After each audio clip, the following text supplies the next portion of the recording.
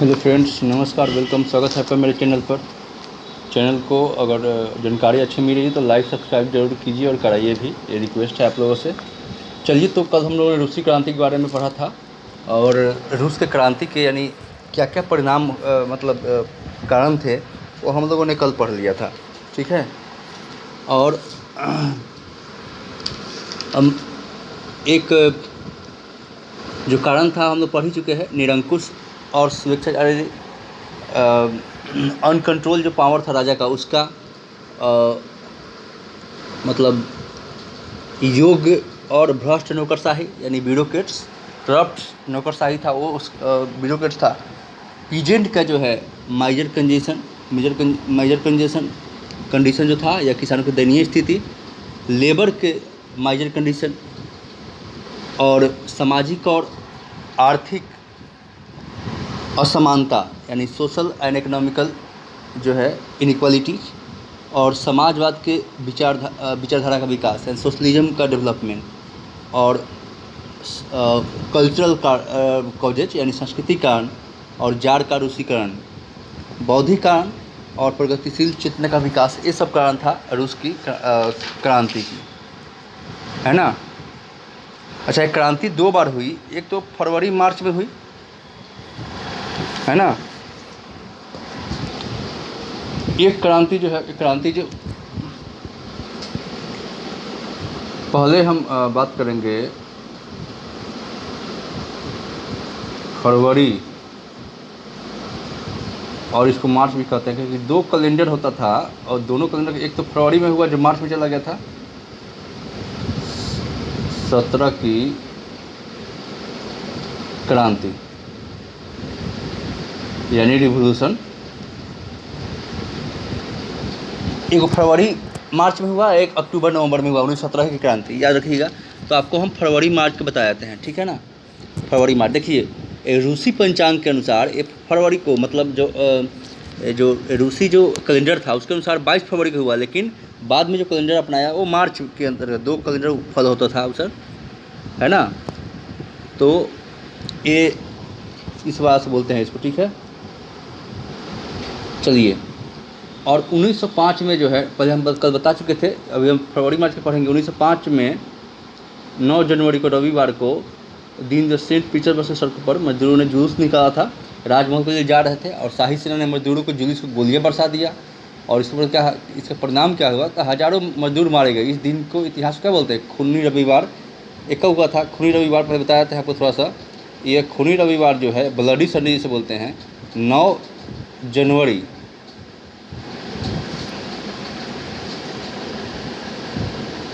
ये 9 जनवरी 1905 को हुआ था।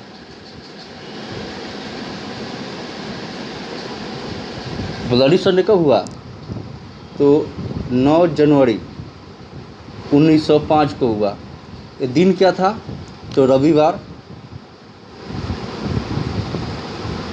था, है ना। और इसी दिन जो है लोग जा रहे हैं राजा के महल पर पास जो है, इसको इंग्लिश बोलते हैं ब्लडी संडे,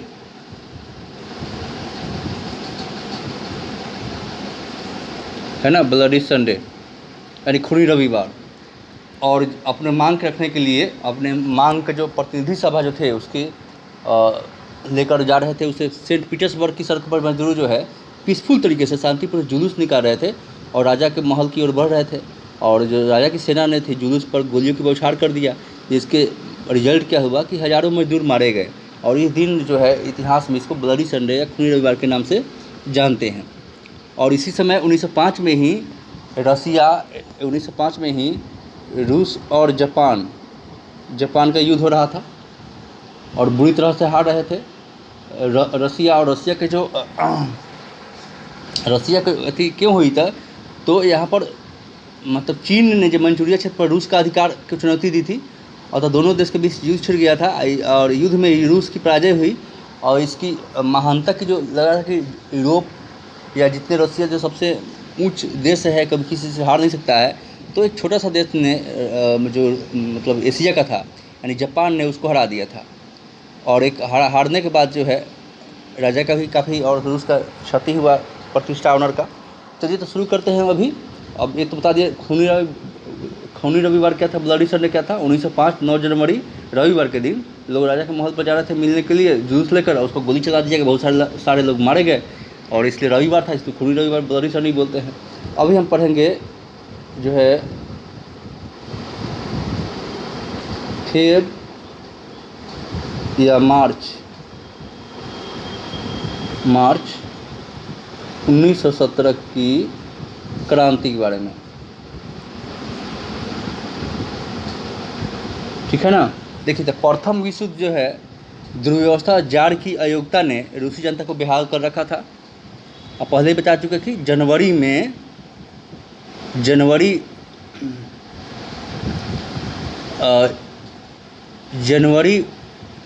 1917 को, है ना, 12वीं सालगिरह था खूनी रविवार को, है ना, 12वीं सालगिरह था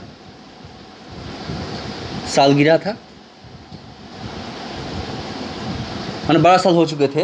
और इस मौके पर 1905 में हुआ ना, तो यहाँ पर 17 में खूनी रविवार का जो 12वीं सालगिरह था, इस मौके पर जो है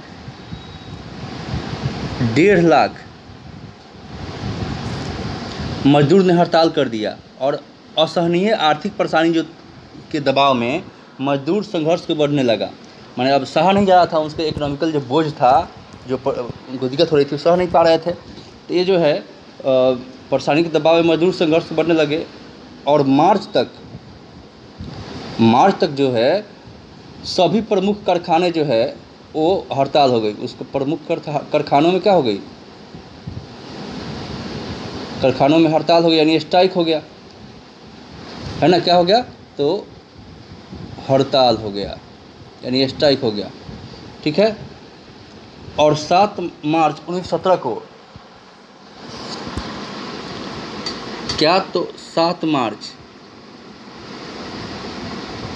1917 को रूसी पंचांग के अनुसार, रूसी कैलेंडर के अनुसार,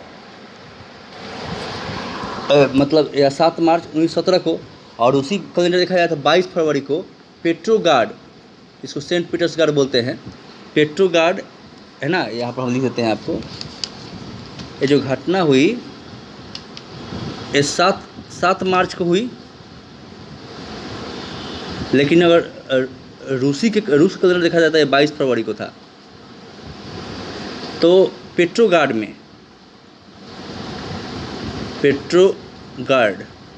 जो कि उसका नाम सेंट पीटर्सबर्ग था, सेंट पीटर्सबर्ग में, ये बाद में नाम इसका चेंज हुआ था। तो पेट्रोगार्ड या सेंट पीटर्सबर्ग यहाँ पर, है ना, सड़कों पर भूख और ठंड से ठिठुरते हुए मजदूर ने रोटी की मांग के साथ जूस निकाला, रोटी चाहिए खाने के लिए हमको, है ना, और दुकानों को लूटना शुरू कर दिया। और सेना जो है, सेना ने भीड़ पर गोली चलाने से इनकार कर दिया। राजा की सेना थी, कहा कि नहीं, हम नहीं चलाएंगे मजदूरों पर, जो भूखे मजदूर है, जो रोटी की मांग कर हड़ताल करे, उस पर हम गोली क्यों चलाएंगे। उसने कहा कि हम नहीं चलाएंगे, ठीक है ना, इनकार कर दिया वो। और ये जो सेना थी वो भी किससे मिल गई, तो ये मजदूरों से मिल गई, है ना, सेना भी जाके मजदूरों से मिलकर राजा के इसको चला ही नहीं रहा, ठीक है। तो ये कहानी थी 7 मार्च।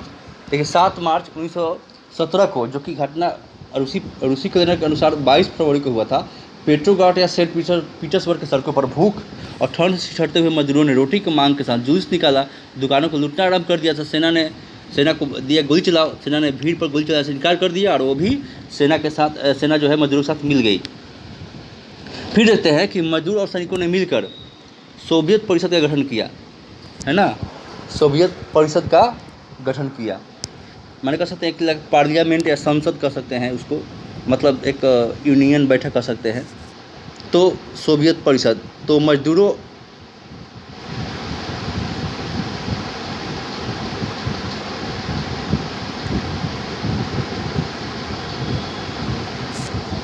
है ना, मजदूरों और सैनिकों ने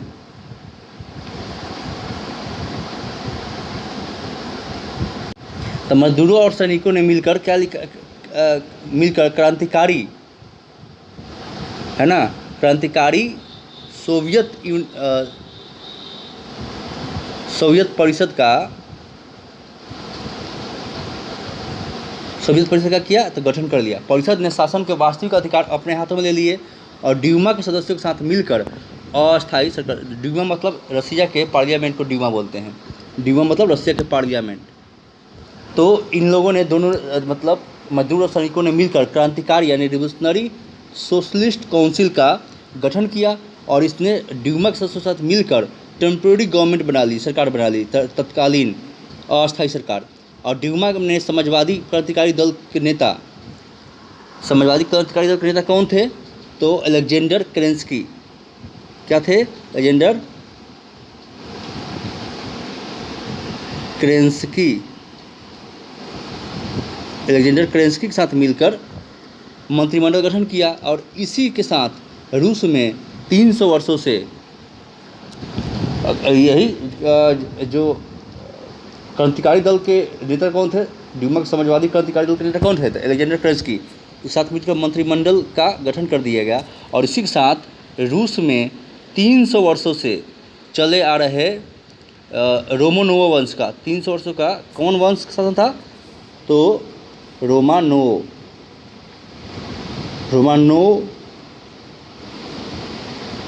वंश का, राजवंश कह दिया, वंश कहिए का, शासन का क्या हो गया? अंत हो गया। 300 साल से रहता है ना, अंत हो गया। और इस प्रकार रूस में केरेंस्की के नेतृत्व में मध्यम वर्ग की सत्ता स्थापित हुई, जबकि क्रांति का श्रेय भूखे और मजदूरों नंगे को था। ठीक है ना, मध्यम वर्ग हो गया, मध्यम वर्ग की सत्ता यहाँ आया। जब फरवरी मार्च का हुआ तो मध्यम वर्ग की सत्ता आया और रोमानोव वंश का 300 वर्षों का शासन था वो खत्म हो गया, अंत हो गया उसका। और अब जो है ये फरवरी मार्च क्रांति का आपको बताया है। ठीक है ना। और यहाँ पर केरेंस्की के नेतृत्व में क्या नाम है? तो अलेक्जेंडर, क्रांतिकारी जो है समाजवादी क्रांतिकारी दल के नेता थे अलेक्जेंडर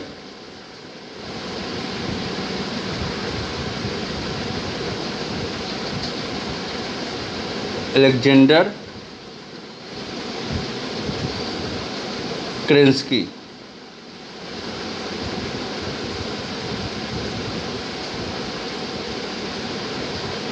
अलेक्जेंडर केरेंस्की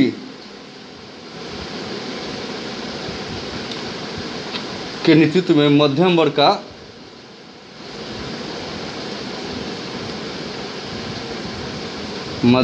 का क्या हुआ?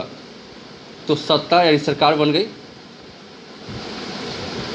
जबकि क्रांति का श्रेय किसको जाता है? तो भूखे और नंगे मजदूरों का था, लेकिन यहाँ सरकार किसकी बन गई? तो ये बन गई मध्यम वर्ग की। तो दिक्कत है अभी। चलिए, तो ये फरवरी और मार्च में जो क्रांति हुई उसके बाद हो गया। अब हम जानेंगे दूसरा में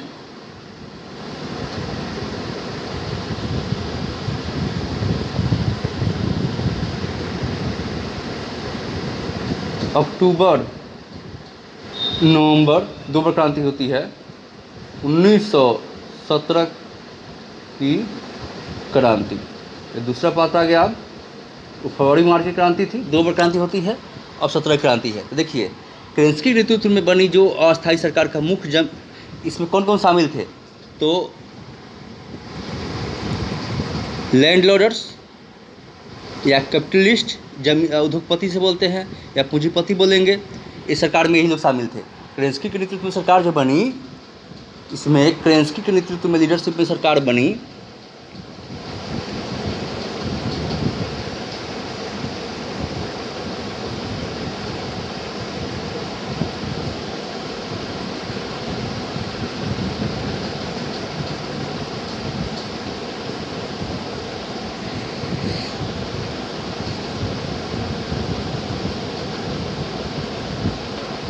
केरेंस्की के नेतृत्व में सरकार जो बनी थी, इसमें कौन कौन थे? मुख्यतः इसमें कौन कौन शामिल थे? तो जमींदार थे,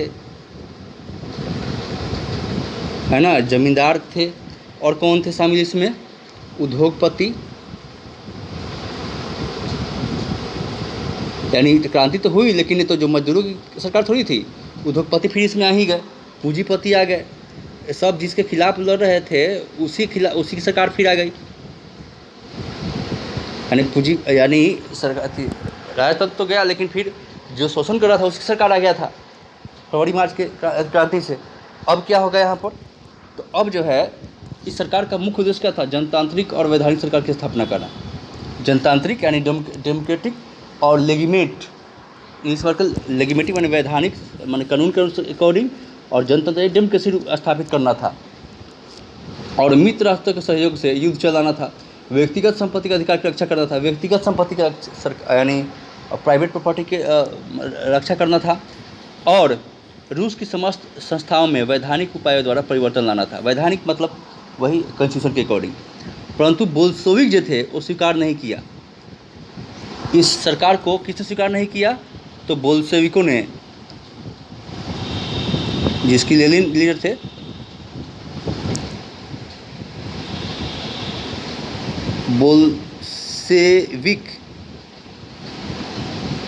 बोल्शेविक जो है इस सरकार को स्वीकार नहीं कर रहे थे, है ना। बोल्शेविक कह रहे थे कि इस सरकार को स्वीकार नहीं किया क्योंकि उनके अनुसार परिवर्तन पर्याप्त नहीं था। वे मार्च की क्रांति में सम्मिलित थे और किसान मजदूर अर्थात सरबराह सत्ता को स्थापित कर रहे थे। देखिए, बोल्शेविक जो कह रहे थे कि हमको मंजूर नहीं है, क्रांतिकारी में तो वो भी शामिल थे, लेकिन सरकार को नहीं मार रहे थे। बोल्शेविक जो है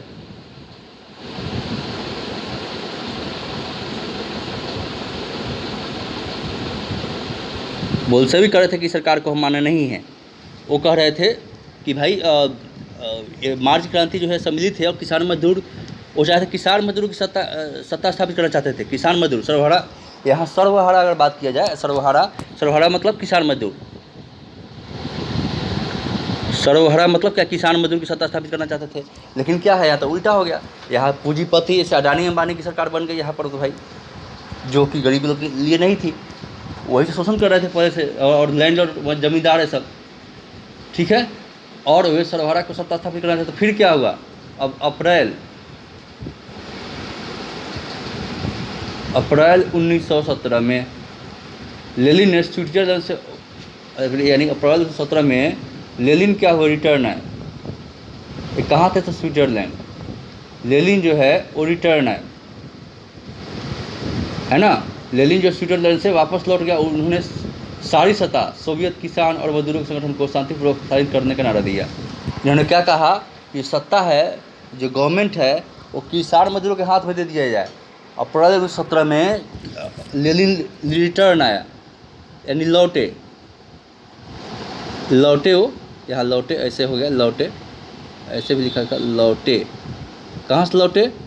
तो लेनिन तो लौट रहे थे, ये स्विट्जरलैंड से रिटर्न आए। तो उन्होंने नारा क्या दिया कि सरकार जो है, सरकार की सत्ता जो है वो किसके हाथ में दिया जाए? तो मजदूर किसानों के हाथ में दे दिया जाए, ठीक है ना। उन्होंने क्या कहा कि सत्ता जो है, पावर मजदूर और किसानों के हाथ में दे दी जाए। ओके, तो शांतिपूर्ण तरीके से सोवियत को जो है, सोवियत को शांतिपूर्वक संचालित कर दिया जाए। लेकिन लेनिन और बोल्शेविक की मांग थी कि रूस प्रथम विश्व युद्ध से हट जाए। लेनिन ने नारा दिया था कि लैंड शुड बी रीडिस्ट्रीब्यूटेड, यानी ज़मीन को फिर से बांट दिया जाए। किसके बीच में? किसानों के बीच में। जो किसान है लेकिन उनके पास ज़मीन है नहीं, जमींदार के पास ज़मीन है। और उन्होंने कहा कि वार शुड बी स्टॉप, यानी युद्ध रोकना चाहिए। यानी कौन? विश्व युद्ध। और उद्योग पर मजदूरों का कंट्रोल होना चाहिए, यानी फैक्ट्री पर जो है कंट्रोल, नियंत्रण किसका हो? मजदूर को। और लैंड किसके पास हो? टिलर या जोतने वाले के पास, है ना। लेकिन अस्थायी सरकार थी, युद्ध रोकने के पक्ष में नहीं थे। यानी केरेंस्की की सरकार जो थी, यो यानी इसमें जमींदार, लैंड लॉर्डर्स और मनी लैंडर शामिल थे और कैपिटलिस्ट शामिल थे, तो युद्ध रोकना नहीं चाह रहे थे, है ना। उसके पक्ष में नहीं थे। किसकी सरकार? तो केरेंस्की सरकार नहीं रोक रही थी, अस्थायी सरकार नहीं रोक रही थी। फिर अस्थायी सरकार की जन विरोधी नीतियों के कारण मजदूर और किसानों में असंतोष बढ़ने लगा, और मजदूर किसान जो है अब सपोर्ट क्यों नहीं करेगा? अब यहाँ पर भारत में कभी मजदूर किसान की सरकार होगी तो उसका तो सपोर्ट करेंगे ही। हालांकि इतना अवेयरनेस नहीं है यहाँ पर इंडिया में जितना कि रसिया में उस समय था, है ना, या अन्य पार्ट में वर्ल्ड का नहीं था जितना कि रसिया में उस समय था। तो असल में यहाँ पर किसान मजदूर जो है उसमें असंतोष बढ़ने लगा। मजदूर और सैनिकों की भीड़ ने पेट्रियोट सड़कों पर निकल कर, किसके? तो यहाँ पर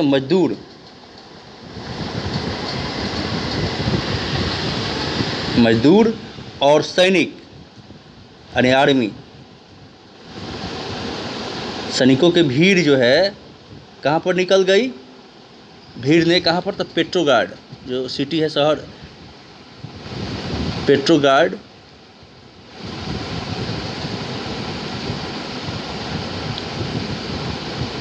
पेट्रोगार्ड की सड़कों पर आ गई, है ना, और निकलकर सारी सत्ता सोवियतों को सौंपने की मांग की।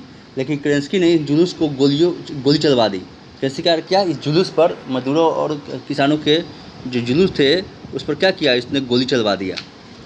अब भूल थी सबसे बड़ी, जब बोल्शेविक के नेता लेनिन ने देखा कि किसान मजदूर सैनिक क्रांति पक्ष में है, तो उन्होंने 25 अक्टूबर 17 को क्रांति घोषणा कर दी। कब लेनिन ने क्या किया? तो लेनिन ने देखा कि क्रांति के लिए उत्सुक है, तो लेनिन ने क्या किया, बोल्शेविक जो नेता थे लेनिन थे, तो लेनिन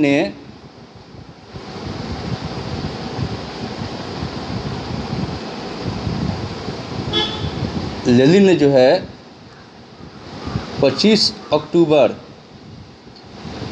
1917 में युद्ध की क्रांति घोषणा की। 17 को क्या की?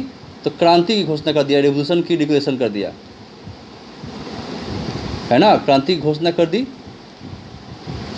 क्रांति अब फिर से होगा, ठीक है ना। किसके लिए? तो सत्ता जो है, पावर मजदूरों और किसानों के हाथ में और सैनिकों के हाथ में सौंपने के लिए। और इसके पश्चात बोल्शेविकों ने पेट्रोगार्ड की सरकारी इमारतों पर, माने जो गवर्नमेंट बिल्डिंग थे उस पर कब्जा करने की मतलब घोषणा क्या की। तो जितने भी पेट्रोगार्ड सरकारी जो है मकान थे या इमारत,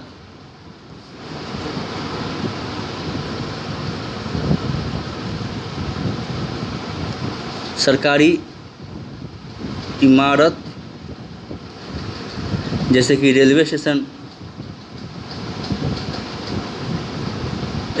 यहाँ शॉर्ट रेलवे स्टेशन तो समझ लीजिएगा, है ना, स्टेशन, मतलब ऐसा या कर दे, स्टेशन, डाकघर,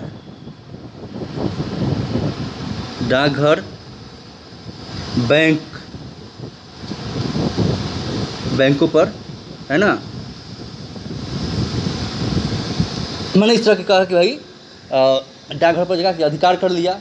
और फिर क्या हुआ, कब है? 25 अक्टूबर को जब क्रांति घोषणा कर दिया, ठीक है। किसके लिए? तो सत्ता जो है मजदूरों किसानों के हाथ में सौंपने के लिए। इसके बीच क्या हुआ, केरेंस्की जो है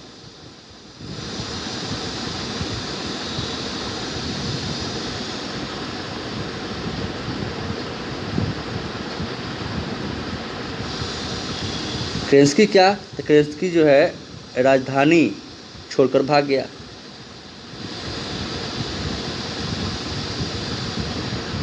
राजधानी छोड़कर भाग खड़ा हुआ, वो भाग गया वो, ठीक है ना। और अन्य मंत्रियों को बंदी, और भी उनके जो केरेंस्की के मंत्रिमंडल के और 2 मिनिस्टर थे उनको अरेस्ट कर लिया, बंदी बना लिया गया। और उस दिन बोल्शेविक ने घोषणा की, अंतरिम सरकार का शासन समाप्त कर दिया और लेनिन के नेतृत्व में जन कमिसार यानी जन मंत्रिमंडल का गठन किया गया। जन कमिसार बोलते हैं, जन कमिटी बोलते हैं। और लेनिन के सभापति ने ट्रस्की को युद्ध मंत्री।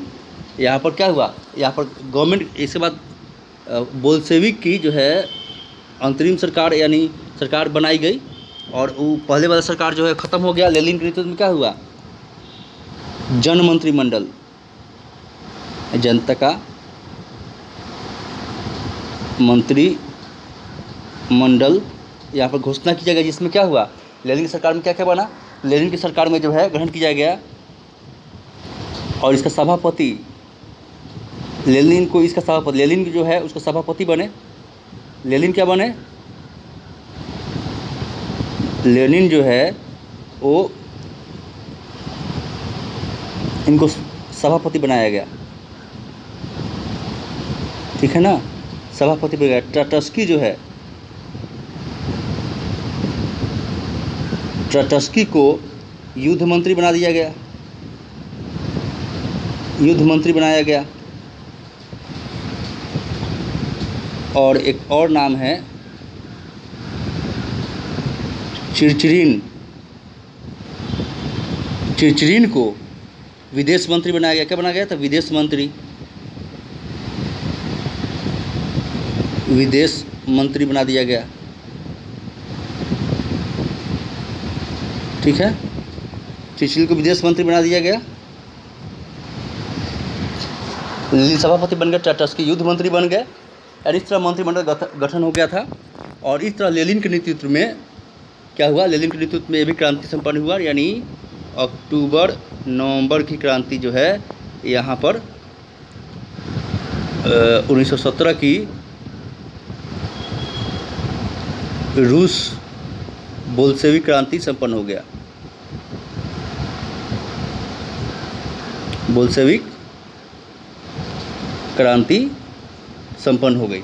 इस तरह से ये क्या हुआ है, तो फरवरी मार्च की क्रांति और अक्टूबर नवंबर की क्रांति खत्म हुआ है। फरवरी मार्च क्रांति से क्या हुआ, तो इसमें रोमनोव वंश का यानी राज सत्ता मोनार्ची खत्म हुआ था, और जो सरकार बनी अंतरिम सरकार, वो क्या हुआ, वो जमींदार उद्योगपति और पूंजीपति थे, तो क्रांति से सक्सेसफुल नहीं रहा, क्योंकि मजदूर किसान की सत्ता तो आई नहीं। लेनिन ने बाद में जब स्विट्जरलैंड से लेनिन वापस आए, स्विट्जरलैंड से लेनिन कब वापस आए, तो अप्रैल 1917 में ये देश को निकाल दिया गया था इनको, तब क्रांति शुरू हुआ था। तो यहाँ पर बोल्शेविक जो नेता लेनिन जो रिटर्न आ गए स्विट्जरलैंड से, उन्होंने कहा कि सारी सत्ता जो है किसान मजदूरों को दे दिया जाए शांतिपूर्ण तरीके से। लेकिन लेनिन और बोल्शेविक की डिमांड थी कि प्रथम विश्व युद्ध से हट जाए रूस, और उद्योग पर मजदूरों का कंट्रोल हो, ज़मीन जोतने वाले को दे दिया जाए, और अस्थायी सरकार जो है युद्ध रोकने के पक्ष में नहीं थी। फिर जो है किसानों और मजदूरों ने असंतोष को बढ़ते हुए मजदूर सैनिकों ने भीड़ जो है पेट्रोग्राड के सड़कों पर निकल के आई और सत्ता सौंपने की मांग की। लेकिन केरेंस्की ने इन शांतिपूर्ण जुलूसों पर क्या गोली चलवा दिया। फिर बोल्शेविक नेता लेनिन ने देखा कि किसान और सैनिक क्रांति के पक्ष में है, तो उन्होंने 25 अक्टूबर 1917 को क्रांति की घोषणा की, जिसके पश्चात क्या क्या हुआ, बोल्शेविक ने पेट्रोग्राड की जितने भी सरकारी इमारत है, बिल्डिंग थे, जैसे रेलवे स्टेशन हो, डाकघर हो, बैंक हो, उस पर अधिकार कर दिया। और 26 अक्टूबर 1917 को बोल्शेविक ने जार के भूतपूर्व महल पर, जो जहाँ अस्थायी सरकार कार्यालय थी, उस पर भी कंट्रोल कर लिया, आक्रमण कर लिया। मतलब जो जार के महल पर जो पार्लियामेंट बनाया गया था, उस पर भी कंट्रोल कर लिया। और बाद में केरेंस्की जो है गद्दी छोड़ के भाग गया, और दूसरे उसके मंत्री को अरेस्ट कर लिया गया। उस दिन बोल्शेविक ने घोषणा की कि अंतरिम जो सरकार थी पहले अस्थायी, वो समाप्त किया जाता है, और यहाँ पर गवर्नमेंट किसकी बनेगी, लेनिन की। लेनिन सभापति बने, और टाटास्की को युद्ध मंत्री, और चर्चिल को विदेश मंत्री, और इस तरह से बोल्शेविक की अक्टूबर नवंबर क्रांति संपन्न हुई। चलिए दोस्तों, मिलते हैं नेक्स्ट वीडियो में। लाइक और सब्सक्राइब जरूर कराइए, कीजिए भी, और देखिए बहुत अच्छी जानकारी हम आपको देने की कोशिश करते हैं। मिलते हैं नेक्स्ट वीडियो में। Bye all of you.